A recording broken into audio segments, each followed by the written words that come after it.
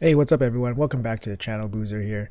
So I want to quickly go over the active fusion schedule with you guys. I am a day late roughly, so we'll go over that starting from day 2. Obviously on day 1 nothing really happens anyways. All these fusions, they always have the same type of setup, but we'll go over it really quick here. The fusion I'm talking about here is the Abominable Snowman, Blizaar the Howler. I feel like I'm the only guy that has anything positive to say about this guy. I think he looks awesome. I think his kit is very serviceable, and obviously with the introduction of the Curse City Cintranos, having more and more champions to fill out your roster will be beneficial to you. You never know when this guy is going to be useful in the future, where you get like, I don't know, defense based spirit champion and it's up against Fire Knight or something, like then this guy's gonna be a god for you. So that's why getting any kind of champion to fill out your roster with the new content is very important. But anyways, let's jump into the schedule. All right folks, so quick comment here. First thing you want to see is how many available fragments are available. So we see 450 here, however 50 is from the Heroes Path with fragment events. So we need, I believe we need 400. So you need 400 fragments to build 4 epics, and then you will have to pay, I believe, 3 million silver to fuse the legendary at the end. So keep that in mind. Sorry, I think it's 1 million. Sorry, I was thinking about the mythical. Mythical, I believe, is 2 million. So you need 1 million to fuse the legendary at the end, so keep that in mind. There is this interesting extra little bit here. This Hero's Path with an extra 50 fragments. This gives you some flexibility if you screwed up somewhere around here in the beginning. So right now is day 2. So day 1, we start dragon, we start training. There's unfortunately no dungeon diver to start with the fusion, which kind of sucks, but you can do some kind of dragon plus training. You can double dip there. It's pretty nice, but you should probably focus on doing the champion training to start, and then we're gonna have a summon rush going on here. Summon rush gonna go well with the champion training, pull champs, build champs. It's also very easy to do champion training nowadays because you have to build out your roster for the Cursed City content. So definitely champion training will be more active for sure. Classic Arena, you just do these ones. Sorry, Classic Arena, you just do that. So those are always done.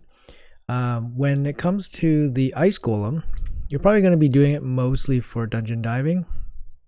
Unfortunately, unless you have really good energy management, you should try to do most of dragon during this dungeon diver, and then finish the dungeon diver with the ice golem as well. So you want to do dragon and ice golem during this dungeon diver.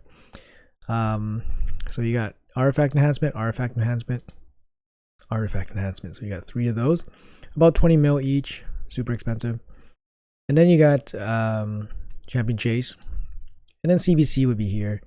CBC, it's likely that CBC will be, people are saying personal rewards. However, the last one was personal rewards, so we don't know yet. But we'll probably know tomorrow morning when the digest comes out. So yeah, so we got champion chase here. So this is near the end of, this is the end of the Torment Titan event, right? So that's Christmas Day. His last fragments are likely to be in this champion chase. So it really depends what you want to do. Up to this point, you can pull. If you pull, you might get stuck with extra torment events. Extra torment points, for example. So up to you guys, what you guys want to do there. It might be kind of wasteful to have those extra Titan points. So this is where I would probably think about the Hero's Path. The Hero's Path likely will be summoning events. It kind of ends at the end of the champion chase, so it's probably going to be like a summon rush style where you can pick up 2 additional 25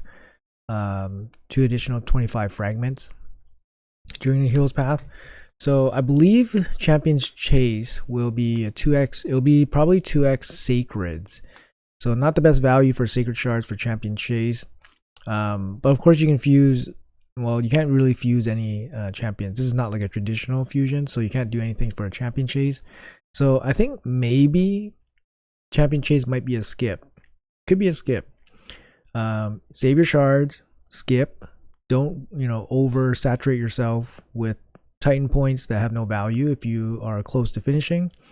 And then obviously it might be really high thresholds for Champion Chase because it does include the Titan points, and it is the last event for Titan points, and Plarium's going to be jamming those thresholds up.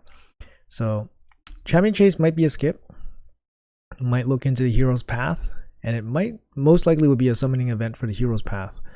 So just something to consider, something I'm going to definitely look into and consider as well. So moving on here, so during CBC we have the Champion Training event.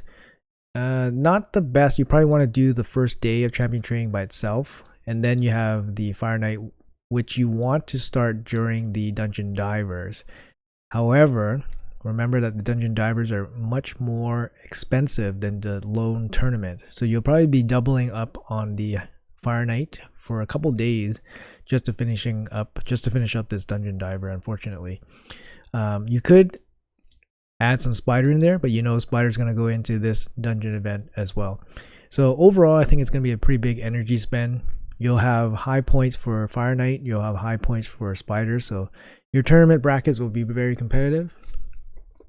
And yeah, hopefully there's no real surprises in this Hero's Path. Hopefully it's just a plain summon rush with some extra frags in there, and it might be better than his Champion Chase that is diluted with Titan points. Those Titan points are pushing up the fragment thresholds or thresholds for other rewards, right? You see it now in all of our dungeon events that are happening right now. We all have like Titan points sprinkled in them, which further dilutes your rewards, especially if you don't need those Titan points. It's just, it's interesting system that Plarium put together, and it's pretty smart on their end. Of course, if there is no Titan points in this one, it's possible, but I mean, the Titan event ends on the 25, and then you have the chase on the 22nd. If there's no Titan points in the chase, if you're all caught up, it might be worth doing it and then totally skipping the Hero's Path. Although they probably will put a pretty juicy event during this week for the Hero's Path. Maybe a nice 15x or progressive going on. But yeah, I wouldn't put it past them to still have Torment points up until this Champion Chase. So basically Torment event would have had 4 summoning events, which is super nasty. But yeah, I don't know. I think this fusion is going to be a little bit difficult, especially near the end with the full Fire Knight to cover the Dungeon Diver and then the full Spider to cover the third Dungeon Diver. So energy spend is going to be very expensive. And obviously, like, it's an all or nothing, so you can't miss anything. And if you do miss something, that's just going to cost you shards here at the end. So it's going to be a little bit difficult, but on day 2, we're going to be waiting for what we pull from the Summon Rush. We have a nice 15x progressive for Duchess or Kymar. You can pick one or the other, and then there's a couple other legendaries. So that's a nice little incentive for us to do the Summon Rush. But yeah, I'll be pulling for that, so look out for a video.